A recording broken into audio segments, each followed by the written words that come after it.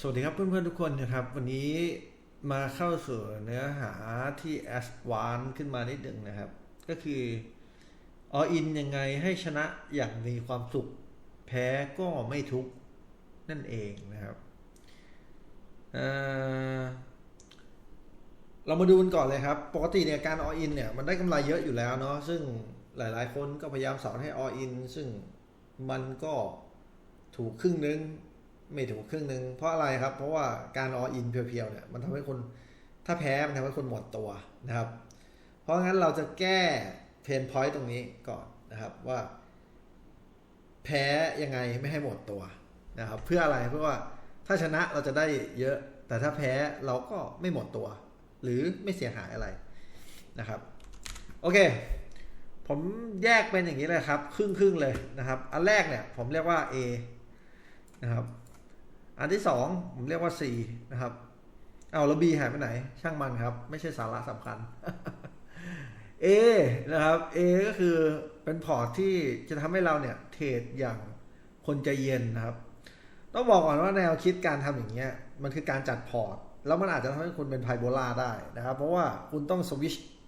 ไปมา2โหมดได้ระหว่างคนใจเย็นนะครับกับคนใจร้อนนะครับ A คือการเทรดแบบคนใจเย็นนะครับคนใจเย็นประเภทไหนล่ะโค้ชซิสเต็มได้ยิ่งดีนะครับคือคุณวางเงินเต็มได้ยิ่งดีนะครับเทรดให้มันแบบเซฟที่สุดนะครับ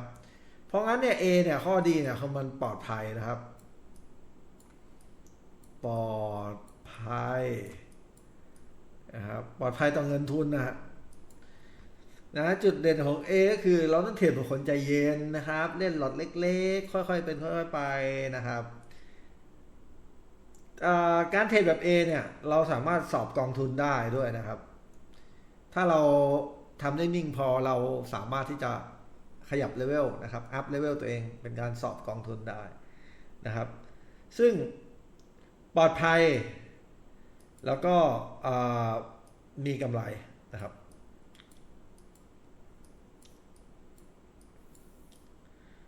ถ้าใครยังเทรดไม่มีกำไรนะครับผมแนะนำว่าให้กลับไปเทรดเดโมจนกว่าจะรู้สึกว่าตัวเองเนี่ย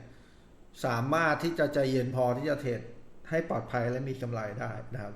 อันนี้ผมพูดตรงๆนะเพราะเงินมันหายากผมเคยไปให้กำลังใจคนในกลุ่มที่เขาพอร์ตแตกเขาเสียใจมากเลยผมบอกไม่เป็นไรเอาใหม่ครับค่อยๆหาไปไม่ตายก็หาได้เขาบอกหายากซึ่งคุณรู้อยู่แล้วว่าเงินหายากเพราะงั้นเนี่ยคุณก็อย่าประมาทกับมันสิครับคุณก็ลองฝึกกับเดโมก่อนก็ได้นะครับส่วนถ้าใครดื้ออยากจะใช้เงินจริงเลยก็แล้วแต่ครับผมพูดแค่นี้แหละหน้าที่ผมพูดแค่นี้นะครับเทรดแบบ A นะครับปลอดภัยมีกำไรนะครับกำไรอาจจะน้อยช่างมันนะครับเพราะเราให้ความสำคัญกับปลอดภัยเป็นหลักนะครับมาดูพอร์ต A ของผมพอร์ต A ของผมเนี่ยแน่นอนว่าพอเป็นพอร์ต A ที่เป็นพอร์ตใหญ่นะครับก็ต้องมีกำไรนะครับแล้วก็ต้องปลอดภัย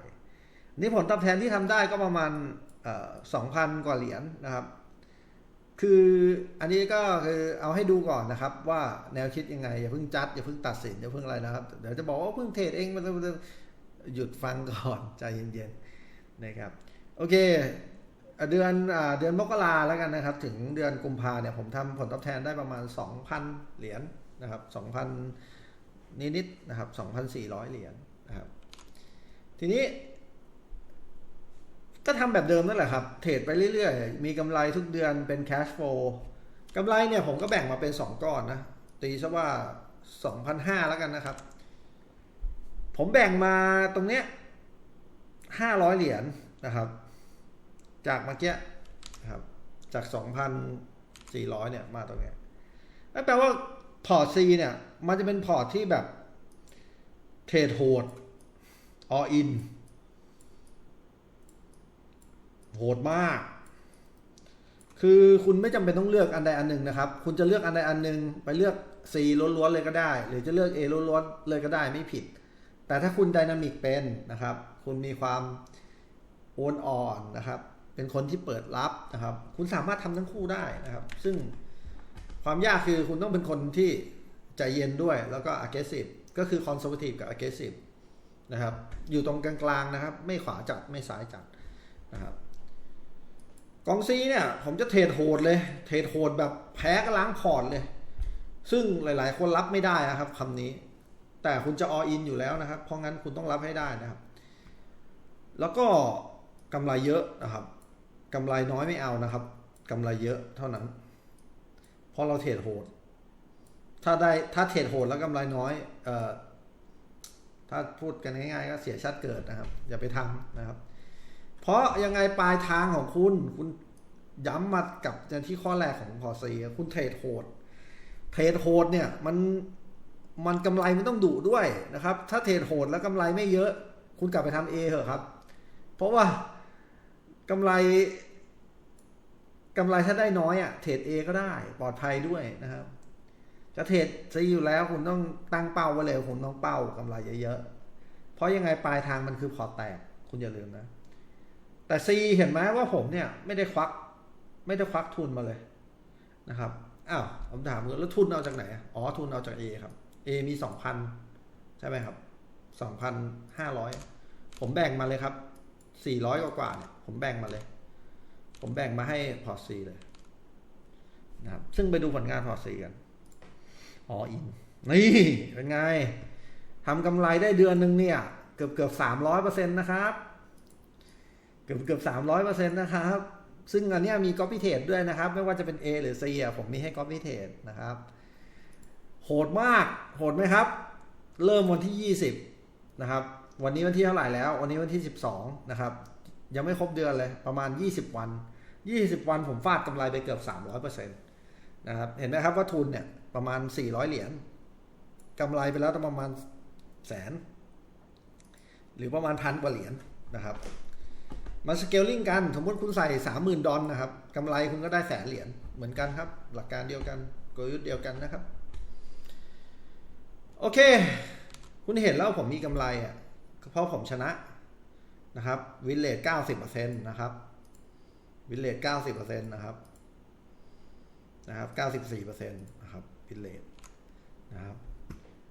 เนี่ยครับเทรดโหดไหมครับโหดกำไรเยอะไหมครับเยอะเดือนหนึ่งครับ200ยังไม่ถึงเดือนด้วยนะครับเกือบ 300% นะครับในโบกXM ผม 300% ไปแล้วนะครับไปดูได้นะครับทีนี้อันเนี้ยมันคือการ all in เรารู้อยู่แล้วว่าเรา all in เพราะงั้นเนี่ยเราแพ้แน่ๆแต่ถ้าแพ้เกิดอะไรขึ้นครับถ้าแพ้จากกำไรกอง A ผม2,400 ครับลบไป400ครับเหลือ 2,000 นะครับอันนี้มี400ถ้าชนะก็ได้ตามนี้เลยครับจะถอนไหมครับหรือจะทบต้นอินไปเรื่อยแล้วแต่คุณนะครับคุณเท่านั้นที่มีสิทธิ์เลือกแต่ถ้าคุณพอร์ตแตก400หายไปครับเท่ากับ0แปลว่าอะไรครับผม all in โดยที่ไม่มีความเสี่ยงเลยไม่มีความเสี่ยงเลยเพราะว่าผมเสี่ยงก็คือหลายๆคนก็บอกเสียเนี่ยมึงเสียกำไรก็ใช่ไงครับเสียกำไรแล้วไงครับทุนอยู่ไหมอยู่ครับตัวนี้ก็ทำหน้าที่ของมันไปครับผลิตเงินไปเดือนนี้ก็1,000 กว่าเหรียญแล้วนะครับผมย้ายพอร์ตมานะครับก็ฮอลลีเกลไทยแลนด์นะเป็นไงนะครับเดือนนี้ผมก็ฟาดกำไรไปแล้วนะครับประมาณ 1,600 เหรียญนะครับก็เนี่ยได้กำไรแล้วครับเห็นไหมครับว่าผมจะได้เดือนหนึ่งประมาณ 1,600 ถึง 2,000 เหรียญนี่ยังไม่จบเดือนนะถ้าจบเดือนผมคิดว่ามี 2,400 เหรียญเหมือนเดิมแหละครับเห็นอะไรไหมครับพอร์ตนี้ถ้าสำเร็จเมื่อกี้ให้ดูแล้วว่าสำเร็จนะครับกำไรท่วมๆนะครับกำไรจาก400ขึ้นมาเป็นพันกว่านะครับเป็น1,400 เหรียญนะครับถอนได้ไหมถ้าถอนก็กำไรท่วมเลยนะครับแต่ผมจะ all in นะครับผมจะปล่อยเพราะผมไม่เสียอะไรถ้าผมแพ้ก็เท่ากับ0แพ้แล้วไงต่อแพ้แล้วเอาใหม่ครับตอนนี้ผมได้กำไรพอร์ต A มา 1,600 เหรียญแล้วใช่ไหมครับผมอาจจะแบ่งมาสัก300 เหรียญมาเริ่มใหม่อีกครั้งนึงนะครับแต่ตอนนี้ผมยังไม่แพ้ไงแต่ถ้าแพ้ผมเสียอะไรเพราะว่ามันมีแค่2ทางนะครับชนะนะครับซึ่งในภาพเนี่ยผมให้ดูแล้วว่าผมชนะจะว่าผมเก่งก็ได้นะกับแพ้ ไม่มีเสมอนะครับคุณจะ all in แล้วคุณมี2อย่างนะครับชนะกับแพ้ตอนนี้ผมชนะครับชนะแล้วหยุดไหมก็แล้วแต่หยุดตอนนี้เลยก็ได้ก็เอากำไรทุ่มๆมาเอากำไรของกำไรกลับมานะครับก็เท่ากับถ้าผมดึงกำไรกลับกลายเป็นว่าตอนนี้ผมจะมีกำไรประมาณ 3,000 เหรียญนะครับเพราะมันบวกอีก 1,000 เหรียญนะครับอย่าลืมนะว่าผมมี 2,400 ผมชักไปให้ตรงนี้400ผมเหลือ 2,000 ตรงนี้ผลิตกำไรมาให้ผม 1,000 ผมเอา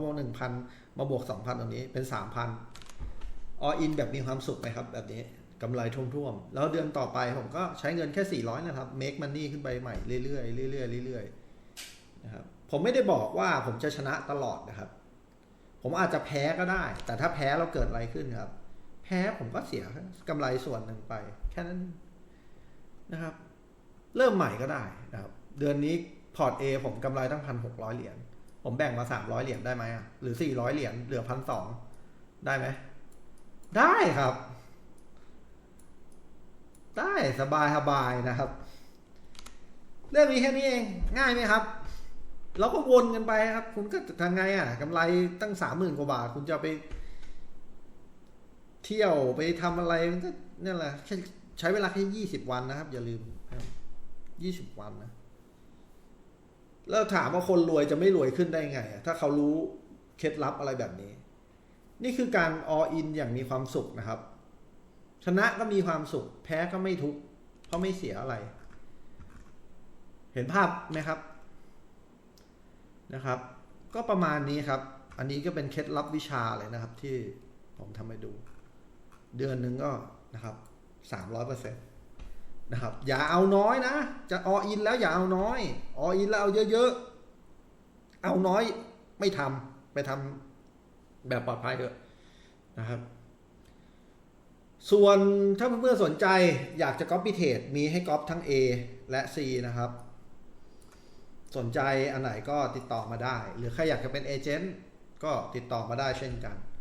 หรือถ้าใครอยากสอบถามเรื่อง mindset การเทรดก็ติดต่อมาได้เช่นกันนะครับผมให้ความรู้ฟรีๆนะครับก็ประมาณนี้ครับที่เหลือก็เพื่อนๆก็โยกกันไปโยกกันมาเอานะครับสุดแล้วแต่นะครับประมาณนี้นะครับหวังว่าเพื่อนๆจะได้ประโยชน์จาก mindset การเทรดแบบ all in แบบผมนะครับขอบคุณนะครับสวัสดีครับ